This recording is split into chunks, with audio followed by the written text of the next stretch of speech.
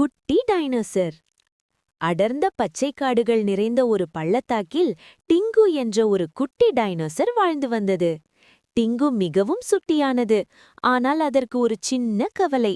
மற்ற டைனோசர்கள் எல்லாம் உருவத்தில் பெரியதாகவும் பயங்கரமாகவும் இருந்தன. ஆனால் டிங்கு மட்டும் பார்ப்பதற்கு மிகவும் அழகாகவும் மென்மையாகவும் இருந்தது.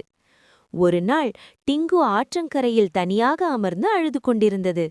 நான் ஏன் இவ்வளவு சிறியவனாக இருக்கிறேன், என்னுடன் விளையாட யாருமே இல்லையே என்று வருத்தப்பட்டது. அப்போது மரத்தின் மேலிருந்து ஒரு சின்ன அணில் கீழே இறங்கி வந்தது. ஏய் குட்டி டைனசரே, நீ ஏன் அழுகிறாய் என்று கேட்டது. டிங்கு தன் கவலையை சொன்னது. அதற்கு அந்த அணில் சிரித்துக்கொண்டே, உருவம் முக்கியமல்ல நண்பா, உனது அன்புதான் முக்கியம்.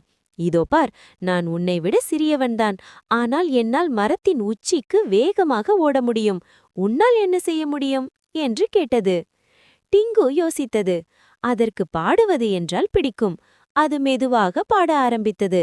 அந்த இனிமையான குரலைக் கேட்டு காட்டிலிருந்த மற்ற பறவைகளும் முயல்களும் டிங்குவைச் சுற்றி ஓடி வந்தன. சிறிது நேரத்தில் டிங்குவிற்கு நிறைய நண்பர்கள் கிடைத்துவிட்டனர். திடீரென்று ஒரு பெரிய பாறை உருண்டு வந்து ஒரு முயல்குட்டியின் குகை வாசலை அடைத்துக் கொண்டது. பெரிய டைனோசர்களால் அந்த சிறிய இடத்திற்குள் நுழைய முடியவில்லை. ஆனால் டிங்கு அந்த பாறையை மெதுவாக நகர்த்தி முயல்குட்டியை காப்பாற்றியது. அப்போதுதான் டிங்கு உணர்ந்தது, நாம் சிறியவராக இருந்தாலும் நமக்கென்று ஒரு தனித்திறமை இருக்கிறது. அது பிறருக்கு உதவும்போதுதான் நாம் உண்மையான வீரனாக ஆகிறோம். நீதி: உருவத்தை பார்த்து யாரையும் எடை போடக்கூடாது.